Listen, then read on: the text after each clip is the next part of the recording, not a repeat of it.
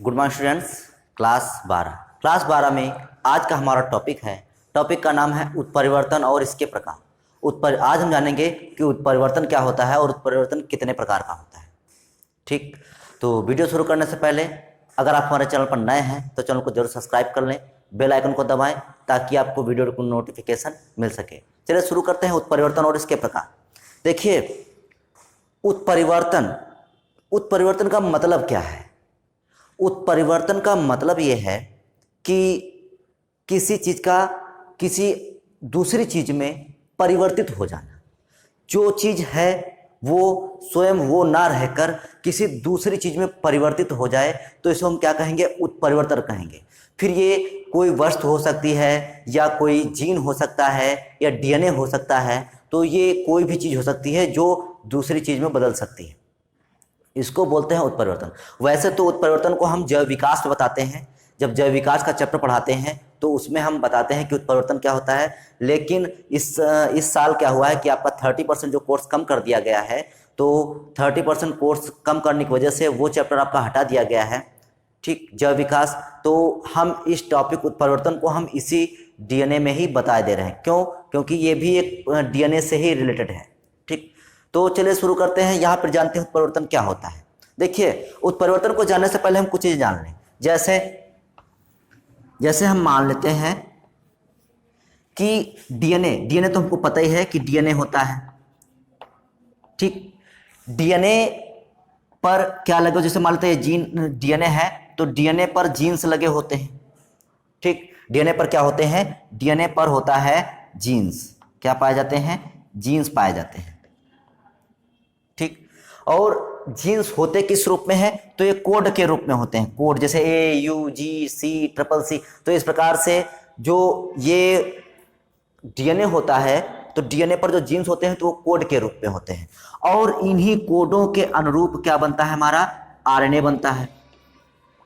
ठीक, आरएनए बनता है और आरएनए के बाद क्या बनती है, प्रोटीन बनती है। क्या बनती है, प्रोटीन बनती है। तो डीएनए है, डीएनए पर जीन्स लगे हुए हैं और उन्हीं जीन्स के अनुसार हमारा आरएनए बनेगा और जैसा आरएनए बनेगा वैसे ही प्रोटीन बनेगी। अब प्रोटीन काहे से बनती है, तो प्रोटीन बनती है अमीनो अम्ल से। अमीनो अम्ल, जो अमीनो एसिड होते हैं, जब ढेर सारे अमीनो अम्ल आपस में जुड़ते हैं तब बनती है प्रोटीन। और अमीनो एसिड काहे से मिलकर बने होते हैं तो हम आपको बता ही चुके हैं। जेनेटिक कोड में हम आपको पूरी सारणी बनवा चुके हैं। तो वो किसी न किसी अमीनो अम्ल के लिए होते हैं जो ट्रांसफर आरएनए लेकर एमआरएनए पर आता है।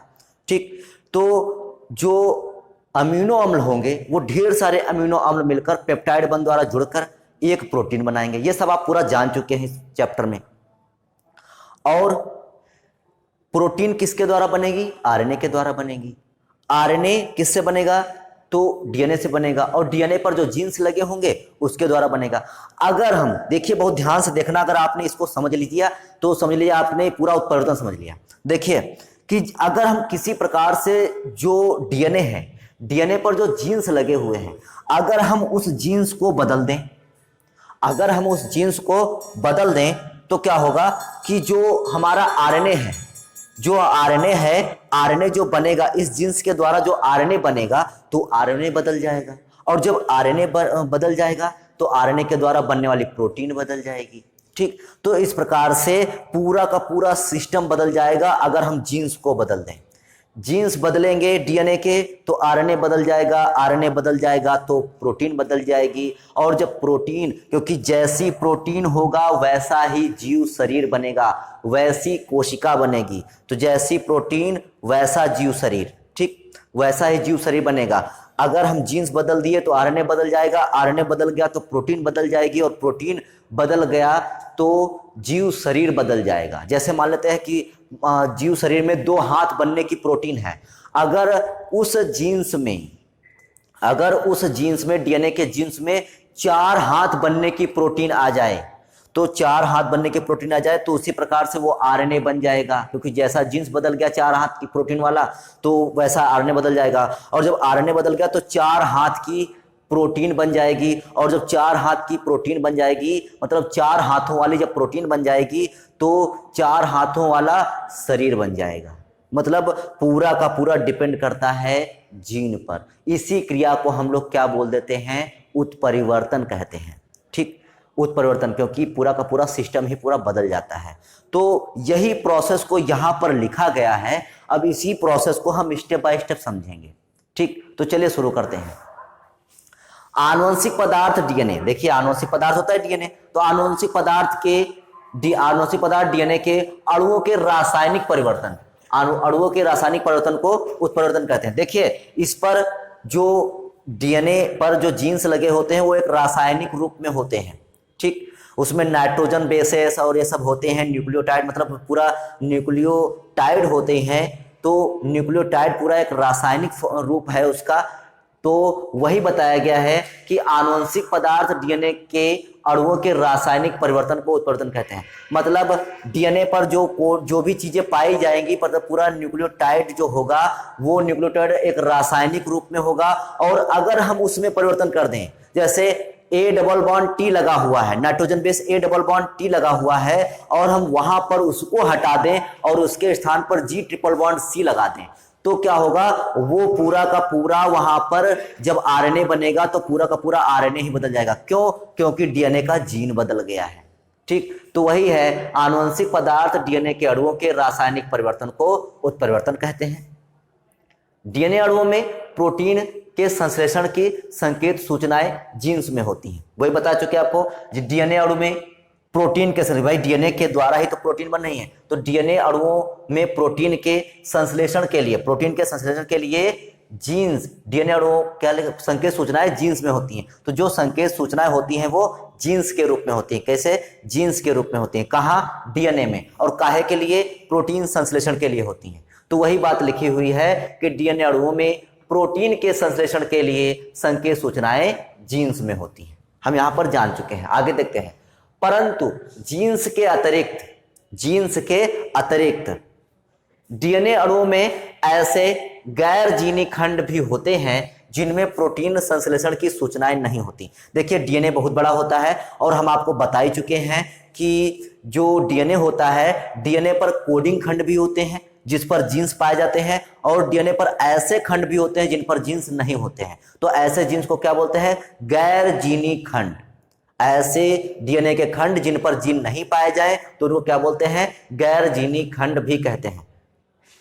परंतु जीन्स के अतिरिक्त डीएनए अणुओं में ऐसे गैर जीनी खंड भी होते हैं जिनमें प्रोटीन संश्लेषण की सूचनाएं नहीं होती हैं। सीधी सी बात है, जब जीन होगा तो आरएनए बनेगा, आरएनए बनेगा तो प्रोटीन बनेगी। जब जीन ही नहीं है तो आरएनए नहीं बनेगा, आरएनए नहीं बनेगा तो प्रोटीन नहीं बनेगी। वही बात बताया गया है। परंतु जीन्स के अतिरिक्त डीएनए अणु में कुछ ऐसे गैर जीनी, मतलब जिन पर जीन्स ही नहीं है, गैर जीनी खंड भी होते हैं जिनमें प्रोटीन संश्लेषण की सूचनाएं नहीं होती हैं। ये जीन्स कार्यों को नियंत्रित करते हैं, मतलब होंगे वहां पर तो ये क्या करेंगे, जो भी प्रक्रिया चल रही है तो उसको रेगुलेट करेंगे, उसको देखभाल करेंगे कि प्रक्रिया सही चल रही है कि नहीं चल रही है। तो ये जीन्स कार्यों को नियंत्रण करते हैं, कार्यों का क्या करते हैं? नियंत्रण करते हैं। आगे उत्परिवर्तन प्रक्रिया में जो उत्परिवर्तन होगा, उत्परिवर्तन प्रक्रिया में डीएनए के नाइट्रोजन बेसों के अनुक्रम बदल जाते हैं। हम आपको बता ही चुके हैं कि डीएनए में जीन्स होते हैं और जीन्स किस रूप में होते हैं? नाइट्रोजन बेसेस के रूप में लगे होते हैं। भाई ए सी जी ए यू जी, इस प्रकार से नाइट्रोजन बेसेस लगे होते हैं। अगर हम इसका नाइट्रोजन बेस बदल दें तो पूरा का पूरा जीन बदल जाएगा। जीन बदल गया तो वही हमारा आरएनए बदलेगा, आरएनए बदलेगा तो प्रोटीन बदल जाएगी। तो वही बताया गया है कि उत्परिवर्तन प्रक्रिया में डीएनए के नाइट्रोजन बेसों के अनुक्रम बदल जाते हैं। ठीक, यदि उत्परिवर्तन किसी जीन में होता है तो उसी परिवर्तन के अनुसार संबंधित जीन के नियंत्रण में संश्लेषित होने वाली पॉलीपेप्टाइड श्रृंखला के अमीनो अम्लों के अनुक्रम बदल जाते हैं। यदि उत्परिवर्तन किसी जीन में होता है, मान लेते हैं किसी डीएनए के किसी जीन में उत्परिवर्तन हो गया। अब जीन में उत्परिवर्तन हो गया तो क्या होगा? तो उसी परिवर्तन के अनुसार, जो परिवर्तन हो गया उसी परिवर्तन के अनुसार संबंधित जीन के नियंत्रण में अब जीन के नियंत्रण में आरएनए बन रहा है, तो आरएनए भी तो एक पॉलीपेप्टाइड श्रृंखला है। डीएनए डबल स्टैंडर्ड पॉलीपेप्टाइड श्रृंखला है। आरएनए सिंगल स्टैंडर्ड, आरएनए में केवल एक ही सूत्र पाया जाता है, लेकिन है तो पॉलीपेप्टाइड श्रृंखला ही।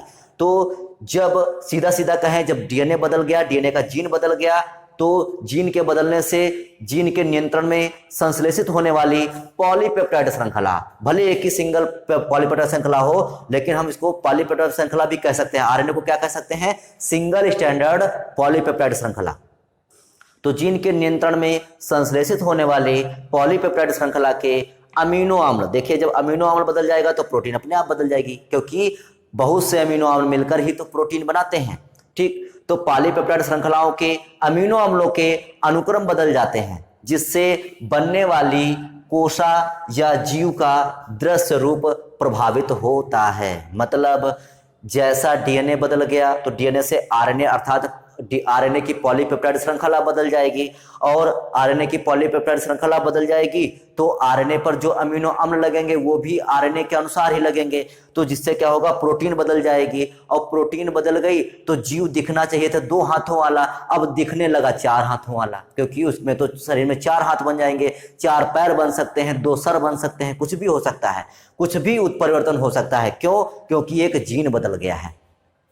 ठीक, तो इसीलिए लिखा है कोशा, या तो कोशिका का बदल जाएगा, पूरा कोशिका बदल जाएगी, या जीव का दृश्य रूप प्रभावित होगा, पूरा का पूरा जीव ही दूसरी तरीके से दिखने लगेगा। भाई जिसके 4 हाथ या 4 पैर हो जाएंगे तो वो दूसरी तरीके से दिखने लगेगा, इसीलिए बोलते हैं इसको कि जीव का दृश्य रूप प्रभावित होता है। आगे इसके विपरीत यदि उत्परिवर्तन गैर जीनी खंडों में होता है तो दृश्य रूप लक्षण प्रभावित नहीं होते हैं। भैया देखिए, जब जीन ही नहीं है, डीएनए का ऐसा खंड जिसमें जीन ही नहीं है, तो अगर उसमें कोई परिवर्तन हो भी रहा है तो उससे कोई फर्क ही नहीं पड़ेगा।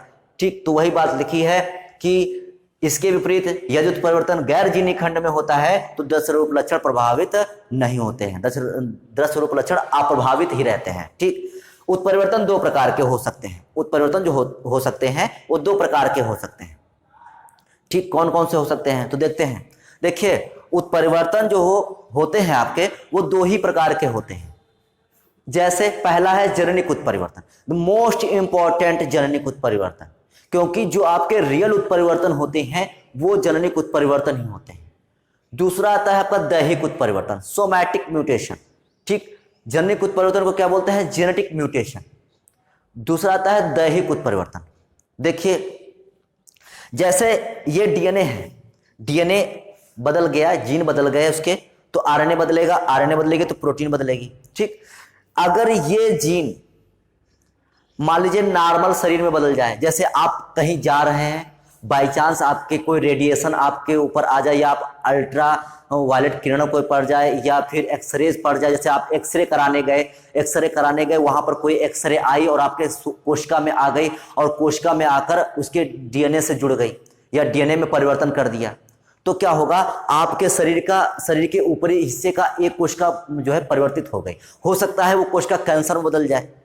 ठीक, हो सकता है वो कोशिका कैंसर में बदल जाए, लेकिन जो हमारे शरीर के ऊपरी हिस्से में कोई दिक्कत आई है तो इसका ये तो संबंध नहीं है कि वो हमारी जननिक कोशिकाओं में उसका कोई रोल है, और वो हमारे अगली पीढ़ी को भी जो है वैसे ही बना देगी जैसे हम। ये तो होगा नहीं। क्यों? क्योंकि वो तो हमारे शरीर में परिवर्तन हुआ है, हमारे शरीर की कोशिकाओं में हुआ है। लेकिन अगर यही जीन युग्मकों में बदल जाए, युग्मकों के डीएनए में अगर जीन परिवर्तन हो जाए, क्योंकि देखिए, क्योंकि हम जान चुके हैं कि लैंगिक जन्म में क्या होता है कि एक मेल होता है और एक फीमेल होती है। मेल स्पर्म अर्थात नर युग्मक को मुक्त करता है और मादा युग्मक को मुक्त करती है। नर युग्मक और मादा युग्मक दोनों आपस में मिलकर जाइगोट का निर्माण करते हैं, और जाइगोट क्या बनाता है? एक नया जीव बना देता है। भ्रूण बनाएगा, भ्रूण से नया जीव बन जाएगा। ठीक, अगर हम नर युग्मक और मादा युग्मक के डीएनए में बदल दें, या जननिक कोशिका जो हमारे युग्मकों का निर्माण कर रहे हैं, ऐसी कोशिकाएं जो युग्मकों का निर्माण करती हैं, नर में नर युग्मक बनते हैं और मादा में मादा युग्मक बनते हैं। ठीक, तो ऐसी कोशिकाएं जो युग्मकों का निर्माण करती हैं, अगर हम उन कोशिकाओं में डीएनए में जीन बदल दें तो उससे क्या बनेगा? जो युग्मक बनेगा उसमें भी जीन बदल जाएगा, और जब युग्मक बदल जाए, युग्मक में जीन बदल जाएगा, तो जब नर युग्मक और मादा युग्मक दोनों आपस में मिलेंगे और जाइगोट बनेगा, और जाइगोट से जब नया जीव बनेगा तो वो भी क्या होगा, वो भी पूरी तरीके से बदल जाएगा। क्यों? क्योंकि जननी कोशिका में परिवर्तन होने से युग्मकों में परिवर्तन हो गया था, फिर वो चाहे मेल में हो या फीमेल में हो। ठीक, तो इस प्रकार से अगर युग्मकों में परिवर्तन हो गया, जननी कोशिकाओं में परिवर्तन हो गया, तो उनके फर्टिलाइजेशन से जाइगोट बनेगा, और जाइगोट में जो भी चीज आ जाएगी, जीव शरीर भी वैसा ही बन जाएगा, और ये आपका हो जाएगा आनुवंशिक। क्यों? क्योंकि उसके बाद जितनी भी संतानें जन्म लेंगी, सब में वो कहीं ना कहीं लक्षण जरूर मौजूद होगा। तो ऐसे जो लक्षण, जो उत्परिवर्तन हमारे जननिक कोशिकाओं में हो जाएंगे, उन्हीं को हम जननिक उत्परिवर्तन कह देंगे। अगर कोई उत्परिवर्तन हमारे शरीर की कोशिकाओं में हो रहे हैं, तो हम उनको क्या कहेंगे, दैहिक। दैहिक माने क्या होता है? शरीर, देह, देह माने शरीर। तो जब हमारे शरीर में कोई उत्परिवर्तन होगा, तो हम उसको बोलेंगे दैहिक उत्परिवर्तन। तो हम पहले जानेंगे जननिक उत्परिवर्तन क्या है, जैसा कि हम आपको बता ही चुके हैं जननिक उत्परिवर्तन के विषय में, लेकिन हम यहां पर उसका पूरा देख लेते हैं। इसको बोलते हैं इंग्लिश में जेनेटिक म्यूटेशन। वास्तविक उत्परिवर्तन इन्हीं उत्परिवर्तनों को कहते हैं, वास्तविक उत्परिवर्तन उन्हीं उत्परिवर्तनों को कहते हैं जो आनुवंशिक होते हैं। भाई, उत्परिवर्तन तो वही होंगे जो एक पीढ़ी से दूसरी पीढ़ी में चले जाए और दूसरी पीढ़ी को बदल दे जाके, तो उन्हीं को हम उत्परिवर्तन कहेंगे। कोशिकाओं में मान लीजिए कोई शरीर है, अगर उसमें कोई परिवर्तन हो रहा है, तो वो एक ही पीढ़ी तक सीमित है। जब ये शरीर नष्ट हो जाएगा, तो अगली पीढ़ी में वो लक्षण जाएंगे नहीं। ठीक, तो इसीलिए वास्तविक उत्परिवर्तन वही उत्परिवर्तन होते हैं जो आनुवंशिक होते हैं। जननिक उत्परिवर्तन आनुवंशिक उत्परिवर्तन होते हैं। जननिक उत्परिवर्तन कैसे होते हैं? आनुवंशिक उत्परिवर्तन होते हैं। हम आपको बता ही चुके हैं जननिक उत्परिवर्तन आनुवंशिक उत्परिवर्तन क्यों होंगे, क्योंकि युग्मकों में को ये बदल देंगे, युग्मकों के जीन्स को बदल देंगे। तो जननिक उत्परिवर्तन आनुवंशिक उत्परिवर्तन होते हैं। ये उत्परिवर्तन जीवों में बनने वाली जननिक कोशिकाओं में होते हैं। तो जननिक उत्परिवर्तन कहाँ होते हैं? तो जो जननिक उत्परिवर्तन है वो जननिक कोशिकाओं में होते हैं। जो जेनेटिक म्यूटेशन है वो जो जेनेटिक सेल्स हैं, जो जननिक सेल्स हैं, उसमें हो जाते हैं। ठीक, जो युग्मक बनते हैं, जो युग्मक बनाते हैं, मतलब जननिक कोशिकाएं क्या बनाएंगी? युग्मक बनाएंगी। अब जननिक कोशिकाओं में ही अगर कुछ गड़बड़ हो जाए, तो ये क्या बनाएंगी? युग्मक। तो ये बनाने वाले युग्मकों में भी गड़बड़ हो जाएगी। तो वही बात है कि ये उत्परिवर्तन जीवों में बनने वाली जननिक कोशिकाओं में होते हैं जो युग्मक बनाते हैं। जननिक कोशिकाएं क्या बनाती हैं? युग्मक बनाती हैं। युग्मकों में होने वाले परिवर्तन अगली पीढ़ी में बनने वाले शरीर में वंशागत हो जाते हैं, क्योंकि युग्मक ही आगे चलकर क्या करेंगे? फर्टिलाइजेशन करेंगे, और फर्टिलाइजेशन करने अर्थात निषेचन करेंगे। निषेचन करने के बाद एक नया जीव शरीर अर्थात जाइगोट के द्वारा नया जीव शरीर बनाएंगे। तो जब युग्मक बदल गए, जननिक कोशिका बदल गई, तो युग्मक बदल जाएंगे, युग्मक में जो है जीन बदल जाएंगे, और जब जीन बदल गए युग्मकों के, तो जब निषेचन करेंगे ये, तो बनने वाला शरीर भी बदल जाएगा, और इस शरीर में क्या हो जाएंगे? ये लक्षण आनुवंशिक हो जाएंगे, अर्थात वंशागत हो जाएंगे। तो ये था हमारा जननिक उत्परिवर्तन। दैहिक उत्परिवर्तन, दैहिक उत्परिवर्तन क्या होते हैं कि ये जो होते हैं ये आनुवंशिक नहीं होते हैं। क्यों? क्योंकि जैसे कोई व्यक्ति है, अगर वो मान लीजिए पूरे 1 साल तक धूप में काम किया, एक व्यक्ति ने पूरे 1 साल धूप में काम किया और उसका शरीर काला हो गया, तो इसका मतलब ये थोड़ी ना है कि उसकी संतान जो भी जन्म लेने वाली है वो भी काली जन्म लेंगे। क्यों? क्योंकि उसके संतान ने तो कोई धूप में काम किया नहीं। ठीक, तो ये जो परिवर्तन होते हैं ये केवल एक ही शरीर तक सीमित रहते हैं, अगली पीढ़ी में नहीं जाते। क्यों? क्योंकि ये देह में ही सीमित रहते हैं, जननिक कोशिका में नहीं जाते। क्योंकि जो हमारी देह की कोशिकाएं हैं, इनका जनन से कोई संबंध नहीं, केवल जो जननिक कोशिकाएं हैं उन वही युग्मक बनाती हैं। तो इसलिए ये जो लक्षण होते हैं, जो ये परिवर्तन होते हैं, ये अगली पीढ़ी में जा नहीं पाते हैं। तो इन्हीं को हम जान लेते हैं दैहिक उत्परिवर्तन क्या है। तो देखते हैं, इस प्रकार के उत्परिवर्तन कभी कभी भ्रूणीय विकास की अवधि में ऐसे हानिकारक पदार्थों के बन जाने से होते हैं जिनके प्रभाव से भ्रूण कोशिकाओं के डीएनए में कोई परिवर्तन नहीं होता है, परंतु दृश्य रूप लक्षण बदल जाते हैं। मतलब जैसे कोई भ्रूण है, युग्मक के द्वारा निषेचन हो गया ठीक से अच्छे से, और जाइगोट बन गया, जाइगोट से भ्रूण बन गया, भ्रूण से शिशु का विकास हो रहा था, लेकिन बाय चांस ऐसा कोई भी परिवर्तन हो जाए, या मान लेते जाइगोट बन गया और जाइगोट बनने से जाइगोट में विदलन होना शुरू हुआ और जाइगोट जो था वो दो भागों में बट गया, लेकिन वो जो जाइगोट जो दो भागों में बटा वो दो पार्ट्स में जब बट गया तो वो दोनों पार्ट्स अलग नहीं हुए। आपने देखा होगा कि कभी कभी बच्चे ऐसे जन्म लेते हैं कि जिनका सिर जुड़ा होता है, पेट जुड़ा होता है या पैर जुड़े होते हैं, तो दोनों के पैर जुड़वा होते हैं। तो ठीक, तो ये क्यों होता है? क्योंकि जो जाइगोट होता है, जाइगोट में विभाजन हो जाता है, मतलब जाइगोट दो पार्टों में डिवाइड हो गया, लेकिन वो पूरी तरीके से पृथक नहीं हो पाता है। पूरी तरीके से पृथक नहीं हो पाता है तो वो जाइगोट आपस में जुड़ा रहता है और फिर भ्रूणी विकास भी इसी प्रकार हो जाता है। ठीक, तो ये कुछ हानिकारक पदार्थों या कुछ परिवर्तनों की वजह से ऐसा हो जाता है, लेकिन इसका मतलब ये नहीं है कि जो संतान जन्म लेगी जो आपस में जुड़ी हुई है तो उसकी अगली संतान भी ऐसे जुड़ी ही जन्म लेगी, ये निश्चित नहीं है। ठीक, तो यही बताया गया है कि इस प्रकार के उत्परिवर्तन कभी कभी भ्रूणी विकास की अवधि में ऐसे हानिकारक पदार्थों के बन जाने से होते हैं जिनके प्रभाव से भ्रूण कोशिकाओं के डीएनए में कोई परिवर्तन नहीं होता है। मतलब जो भ्रूण है, भ्रूण की कोशिकाओं में कोई परिवर्तन, भ्रूण की कोशिकाओं के डीएनए में कोई परिवर्तन नहीं होता है। ठीक, लेकिन दिखाई अलग तरीके से देने लगता है। भाई जब दो बच्चे आपस में जुड़े हुए हैं तो हमको अलग ही दिखाई देंगे वो, तो उनका क्या बदल जाएगा? उनका दृश्य रूप लक्षण बदल जाएगा। क्या बदल जाएगा?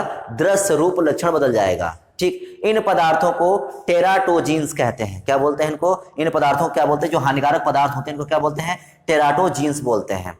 ऐसे उत्परिवर्तन आनुवंशिक नहीं होते। भाई कुछ परिवर्तन हो गया, कुछ हानिकारक जो है पदार्थ बन गए तो उसकी वजह से कोशिका में परिवर्तन हो गया, लेकिन भाई वो जननी कोशिकाओं में तो परिवर्तन हुए नहीं, तो ऐसे उत्परिवर्तन जो होंगे वो कैसे होंगे? आनुवंशिक नहीं होंगे। ठीक, इसके विपरीत वयस्क शरीर की दैहिक कोशिकाओं में वातावरण के हानिकारक पदार्थ, ठीक, वातावरण के हानिकारक पदार्थ, विकिरण, मान लीजिए कोई अल्ट्रा वायलेट रेज हैं या एक्स रेज हैं, कोई भी किरण आ जाए तो वातावरण के हानिकारक पदार्थ, विकिरणों, वायरसों द्वारा डीएनए के अणुओं में परिवर्तन हो सकते हैं। ठीक, मतलब कोई हानिकारक पदार्थ या कोई भी रेज हो सकती हैं या वायरस हो सकते हैं जो हमारे डीएनए अणुओं में परिवर्तन कर सकते हैं, जिससे कोशिकाएं कैंसर कोशिकाएं तक में बदल जाती हैं। आपने कैंसर देखा होगा, कैंसर भी एक प्रकार का उत्परिवर्तन है। ठीक, क्योंकि उसमें ये नहीं होता है कि अगली पीढ़ी में कैंसर होगा ही, लेकिन जो एक व्यक्ति को कैंसर हुआ है तो उसकी देह की कोशिकाओं में कुछ परिवर्तन हो गए हैं। ठीक, तो वो भी एक प्रकार के दैहिक उत्परिवर्तन है।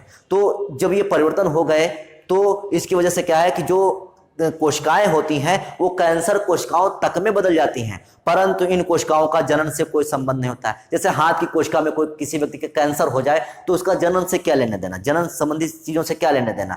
ठीक, तो वो कोशिकाएं जनन संबंधी कार्यों में तो भाग लेंगी नहीं, तो कोशिकाओं का जनन से कोई संबंध नहीं होता है और इन जनन से कोई संबंध ना होने के कारण यह लक्षण आनुवंशिक नहीं होते हैं। कुल मिलाकर हमने यह जान लिया कि जो दैहिक उत्परिवर्तन होते हैं वो आनुवंशिक नहीं होते हैं, वो केवल एक ही शरीर तक सीमित रहते हैं। क्यों?